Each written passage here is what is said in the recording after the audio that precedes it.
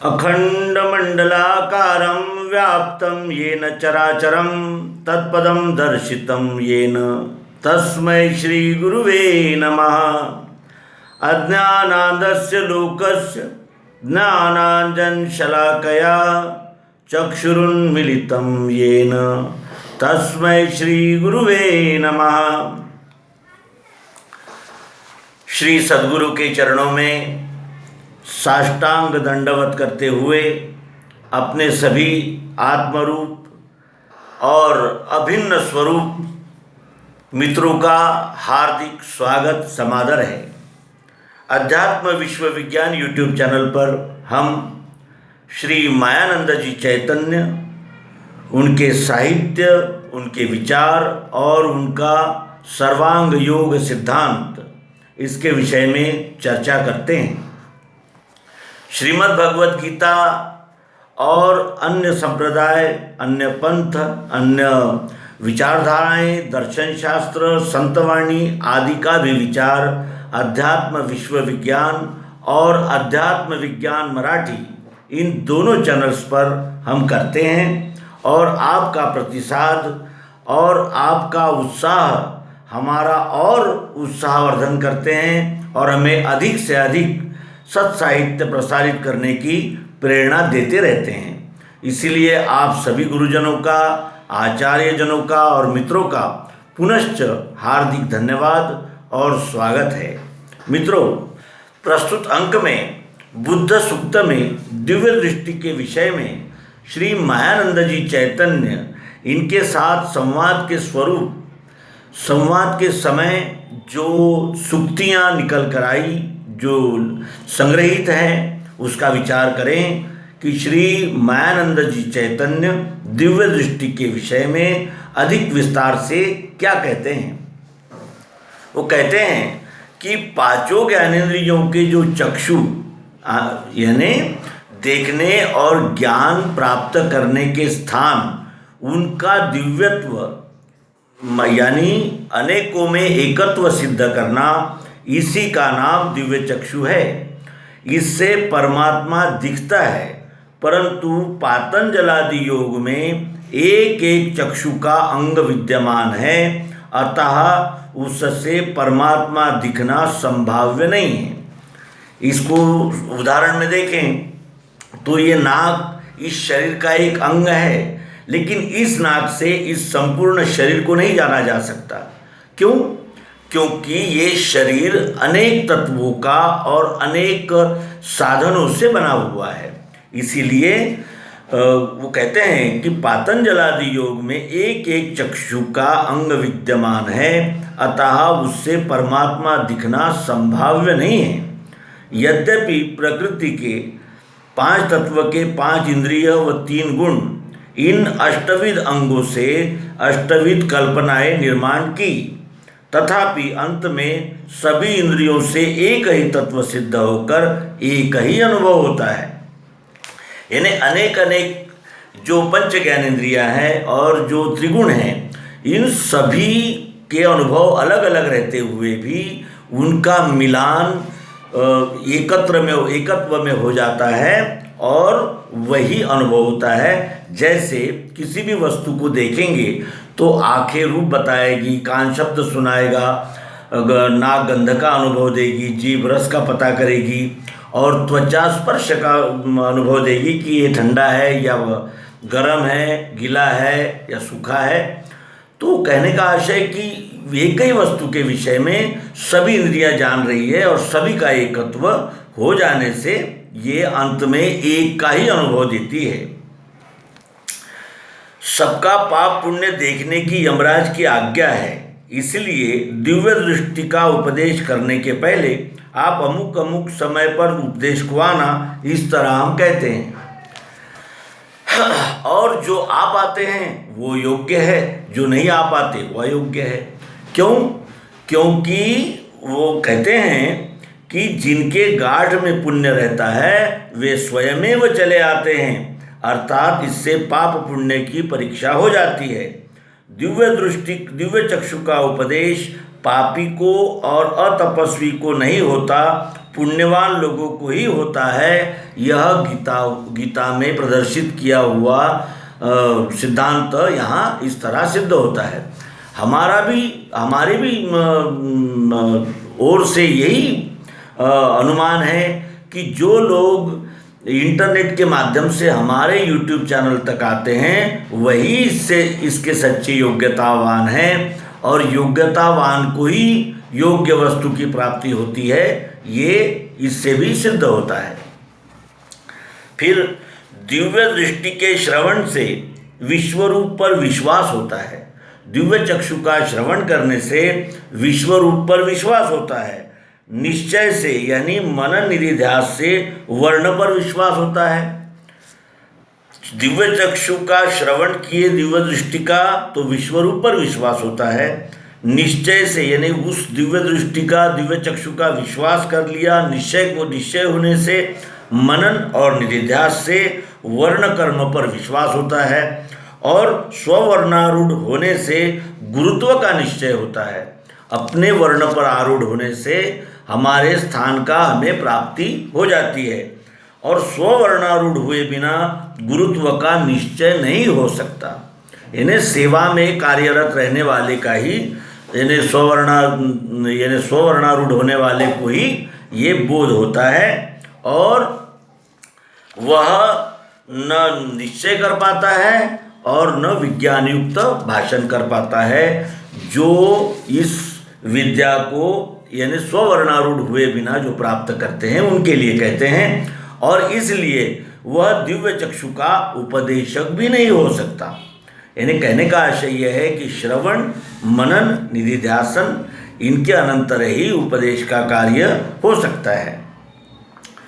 फिर वो कहते हैं कि अनेक जन्म संसिद्धिवान पुरुषों के लिए दिव्य चक्षु की ही आवश्यकता है। अनेक जन्म संसिद्धिवान यानी हमारे अनेक जन्मों में इस अध्यात्म की खोज के लिए जो पुरुष लगे हुए हैं उनको दिव्य चक्षु की ही आवश्यकता बाकी रहती है। अन्य सभी आवश्यकताएं उनकी पूर्ण हो जाती है, क्योंकि अनेक जन्म संसिद्धिवान हुए बगैर दिव्य चक्षु का हमें उपदेश भी नहीं हो सकता और आवश्यकता भी निर्माण नहीं हो सकती।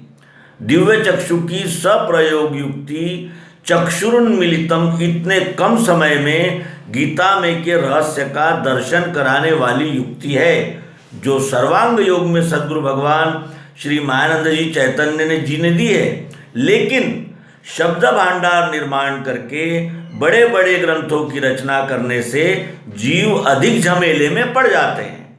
यानी सिद्धांत तो थोड़ा ही होता है, लेकिन उस पर अनेक शब्दों के भांडार निर्माण करके उस सत्य को यानी आवृत्त कर दिया जाता है, जिससे ये जीव अधिक झमेले में पड़ जाते हैं। इसीलिए तात्पर्य यही है कि सर्वांग योग युक्ति को आत्मसात करने से सभी ग्रंथों का सार हमें प्राप्त हो जाता है।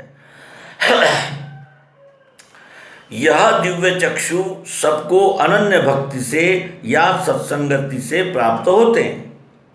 ये तो हम भी कह सकते, यानी अनुभव भी है हमारा। फिर जगत में एक ही वस्तु है जो ईश्वर है, यह भाव ज्ञान से दृढ़ होता है, और दृढ़मति होने पर सद्गुरु स्वयमेव मिलकर अनुभव रूप दिव्य चक्षु देते हैं। यानी जब तक हमारी ईश्वर के प्रति आस्तिक्य में स्थिति नहीं होती और ईश्वर ही एक है इस विश्व में, यह भाव ज्ञान से दृढ़ होता है, उसके बाद सद्गुरु स्वयमेव ही अनुभव रूप दिव्य चक्षु देते हैं।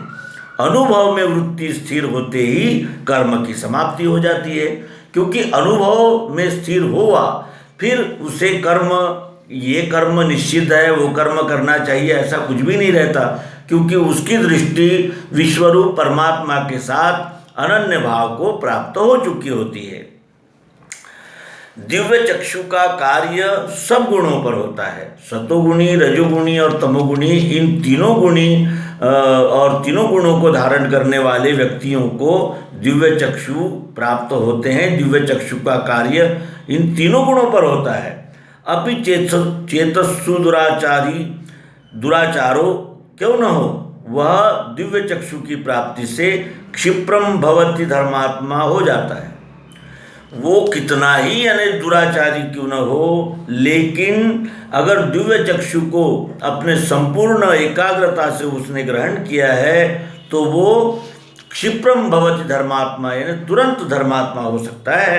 इतना इस दिव्य चक्षु दिव्य दृष्टि के विषय में यानी निश्चित रूप से कहा जा सकता है।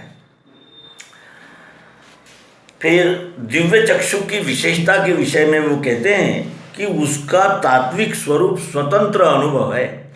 दिव्य दृष्टि दिव्य चक्षु का जो तात्विक स्वरूप है वो कैसा है? स्वतंत्र है। वो किसी मत, पंथ, संप्रदाय, विचारधारा, दर्शन शास्त्र या किसी मत से संबंधित नहीं है। तो वो स्वतंत्र है और अनुभव स्वरूप है। शास्त्र पद्धति शाब्दिक रहती है, उससे इसकी तुलना नहीं हो सकती। कोई भी शास्त्र पद्धति हो वो शाब्दिक होती है, लेकिन उससे इस प्रत्यक्ष यथार्थ प्रयोग की तुलना नहीं हो सकती। शास्त्र की रीति से अनुभव और वस्तु की प्राप्ति नहीं होती, क्योंकि वहाँ केवल शब्द होते हैं। शब्द से अनुभव की प्राप्ति नहीं हो सकती, परोक्ष ज्ञान होता है। किंतु दिव्य चक्षु प्रत्यक्ष अनुभव रूप है। इस तरह वो दिव्य चक्षु के विषय में संवाद करते हैं कि दिव्य चक्षु की महिमा जितनी भी गाएंगे वह थोड़ी ही है, क्योंकि सभी मत, पंथ, संप्रदाय और विचारधाराओं का समन्वय दिव्य चक्षु दिव्य दृष्टि में हो जाता है, क्योंकि ये प्राकृतिक और सार्वभौमिक प्रत्यक्ष और यथार्थ युक्ति है, अनुभव है। दिव्य चक्षु से सांप्रदायिक कल्पनाओं का नाश होता है। सांप्रदायिक भाव द्वैत का पोषक और प्रेम का नाशक है। इसका तो अनुभव हम ले रहे हैं। दिव्य चक्षु से द्वैत का नाश होता है और वह अचल प्रेम की खानी है, क्योंकि जो एक को पा लिया वो अनेक संप्रदाय, मतों और पंथों में बटे हुए ईश्वर विषयक कल्पनाओं से छूट गया। इसलिए वो मेरे स्थायी और अचल प्रेम में स्थिर हो जाता है, द्वैत का नाश हो जाता है। अब सप्रयोग दिव्य चक्षु की प्राप्ति से अनन्यता का सुख अवश्य दिखेगा, यह प्रत्यक्ष फल है। दिव्य चक्षु की प्राप्ति सप्रयोग कर लेने से अनन्यता का सुख मिलता ही है और अनुभव लेने वाले को उसका यानी प्रत्यय आ जाता है। दिव्य चक्षु की प्राप्ति का स्वरूप प्रसन्नता है। दिव्य चक्षु प्राप्त होने से प्रसन्नता की प्राप्ति होती है, जो फिर उससे अलग नहीं हो सकती, उससे स्थायी प्रसन्नता की प्राप्ति हो जाती है। दिव्य चक्षु अपराजय विद्या है। दिव्य चक्षु ये ऐसी युक्ति है कि इसका पराजय हो ही नहीं सकता, क्योंकि ये अनुभविक है। राजा तथा प्रजा इन दोनों का एकीकरण करने वाली है।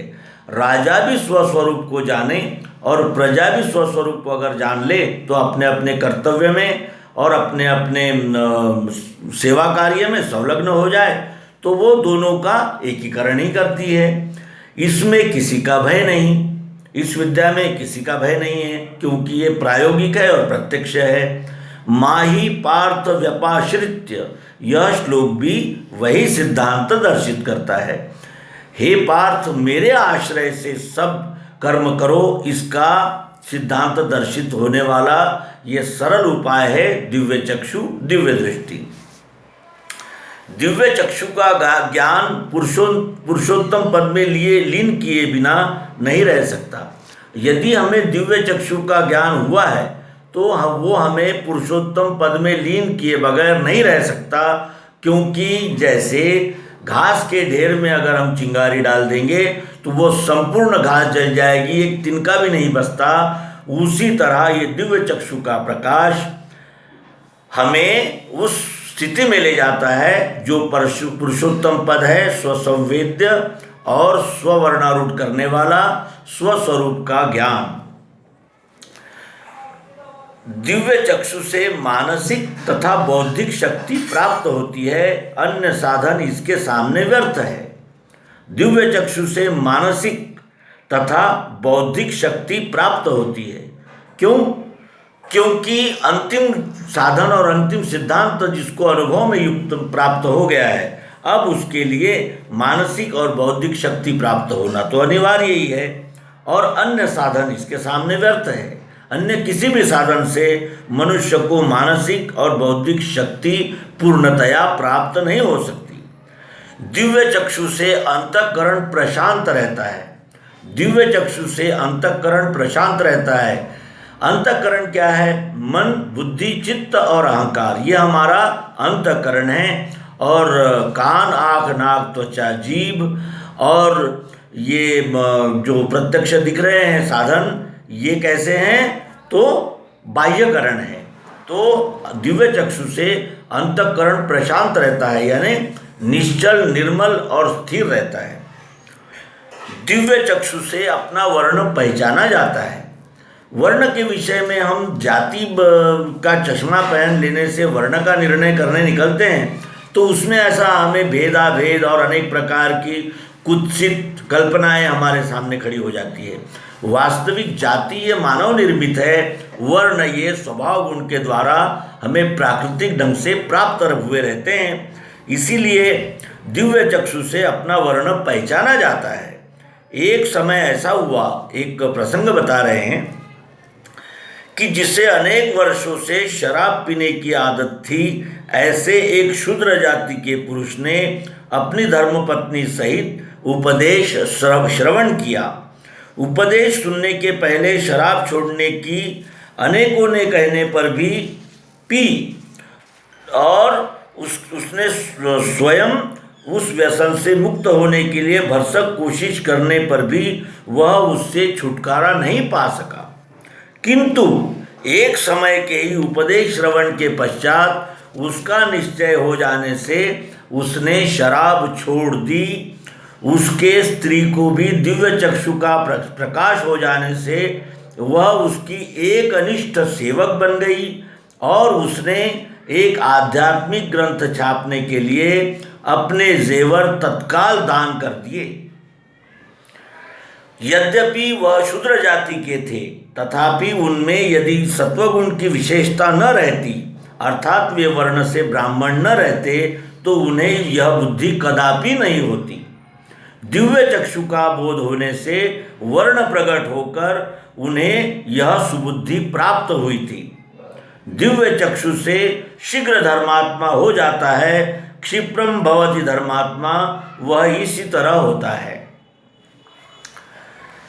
ज्ञान के कारण लोग अनियंत्रित वृत्ति के बनते हैं, ऐसा जो कहा जाता है वह परोक्ष ज्ञान को चरितार्थ होता है, क्योंकि वो प्रत्यक्ष और यथार्थ नहीं होता।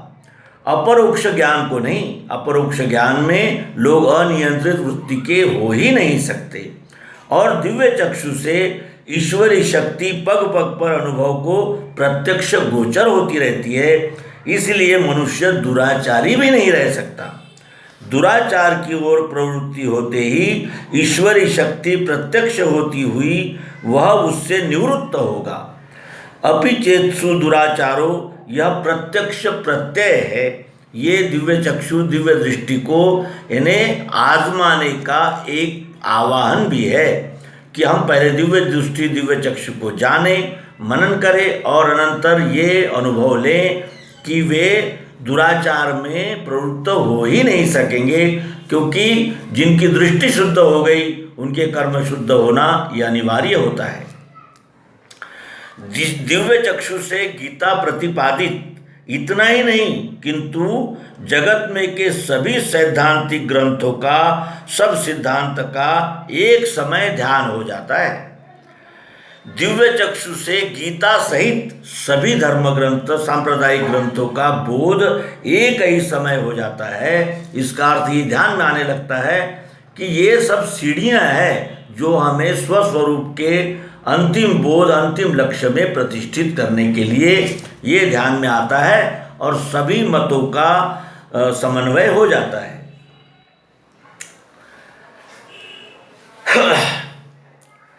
दिव्य चक्षु एक बड़ी किमया है।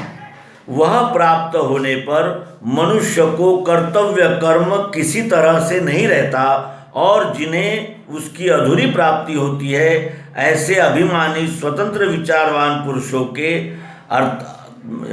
अर्थात जैन धर्मी आदि अनेक सांप्रदायिक बुद्धिमान लोगों के विचार में अथवा भावना में भी इससे क्रांति ही हो जाती है, क्योंकि एक दिशा दृष्टि में आने से मनुष्य का मन स्वयं वही चिंतन मनन करते रहता है। इसलिए ऐसे लोगों के भावनाओं में भी क्रांति हो जाती है दिव्य चक्षु की किमया प्राप्त कर लेने से, और उनके विचार और उनकी भावनाएं पहले के समान नहीं रहती, क्योंकि उसमें मनन के द्वारा मन से मनन होते रहने से उनमें बदलाव धीरे धीरे जारी हो जाता है।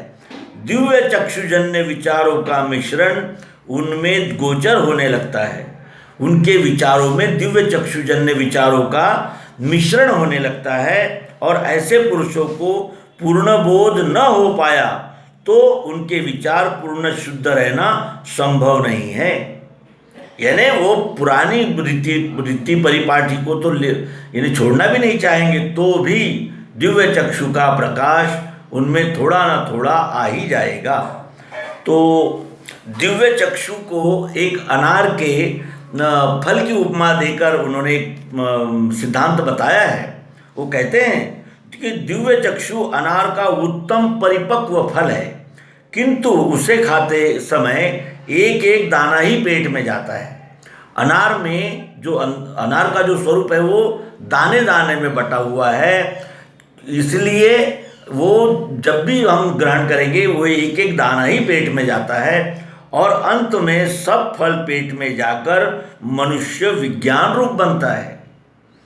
ये दिव्य चक्षु अनार के फल जैसा है, धीरे धीरे एक एक एक एक दाना पेट में जाता है, और वो संपूर्ण धीरे धीरे फिर वो ग्रहण होती है दिव्य दृष्टि दिव्य चक्षु, और फिर वो वहाँ विज्ञान रूप बनता है, यानी अनुभव का स्वरूप ही ले लेता है, तथा आस्तिक्य की भूमिका पर पहुँचता है। और आस्तिक्य की भूमिका पर पहुँचता है। बीज प्राप्त होने के अनंतर परिपक्व फल तैयार होने तक बहुत समय लगता है।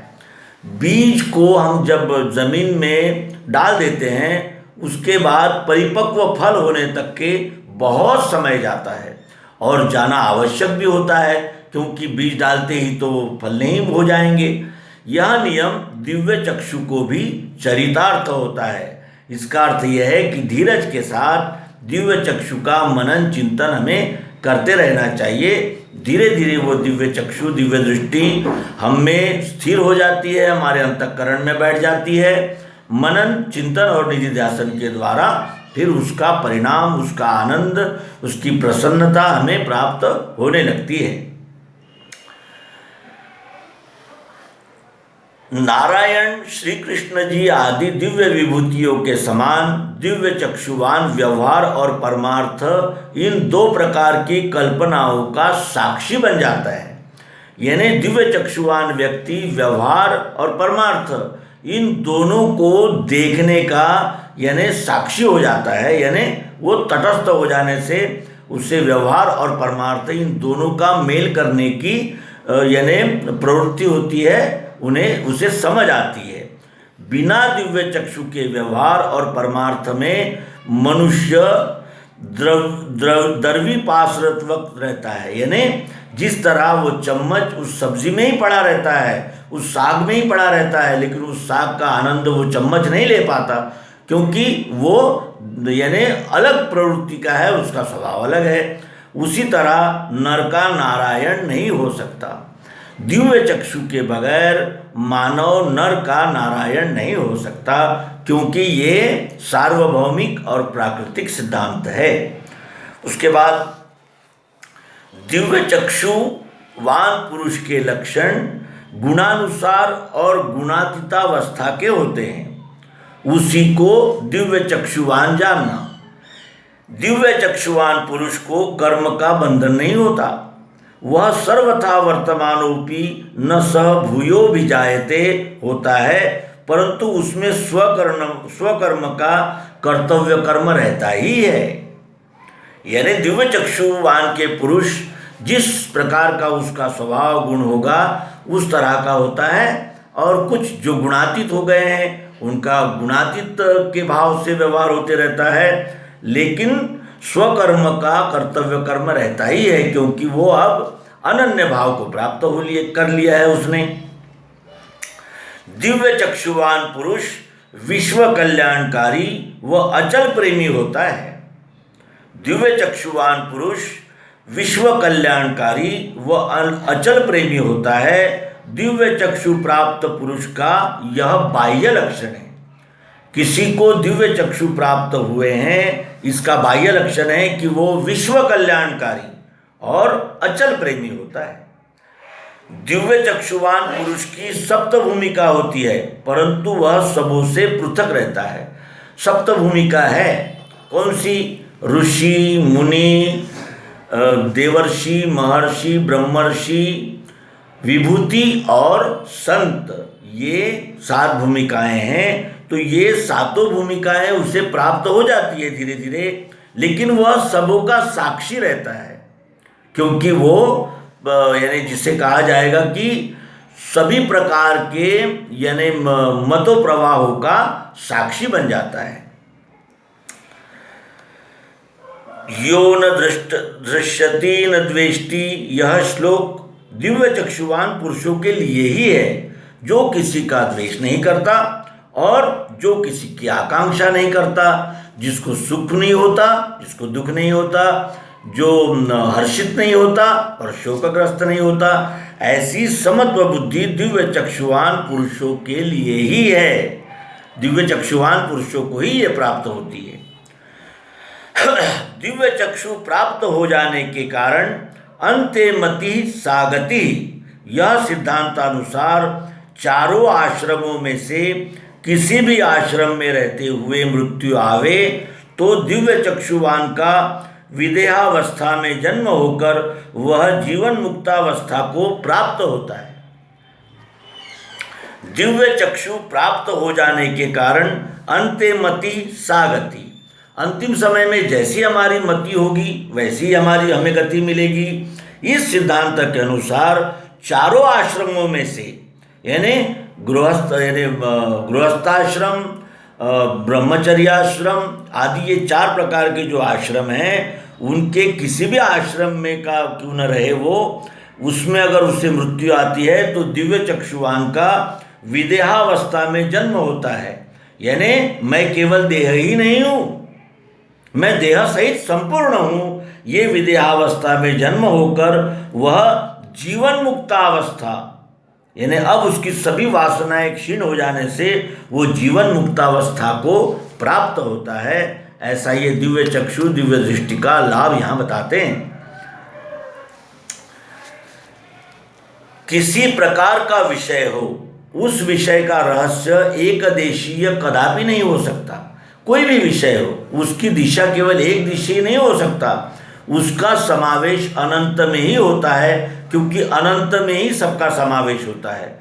यह दिव्य चक्षुवान पुरुषों को प्रकट हो जाता है।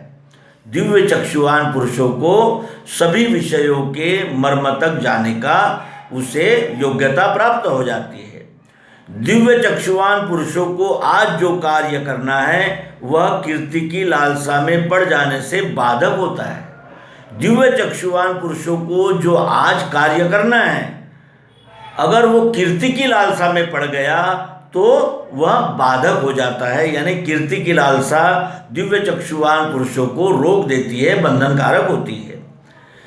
किसी मूर्ख के बहकावटी लालच में दिव्य चक्षुवान को नहीं फंसना चाहिए। लोभ मूलानि पापानि, अर्थात पाप लोभ मूल है, यह ध्यान में रखना चाहिए। यानी पाप लोभ का मूल है और लोभ पाप का मूल है। इस प्रकार से दिव्य चक्षुवान को सदैव जागृत रहना चाहिए।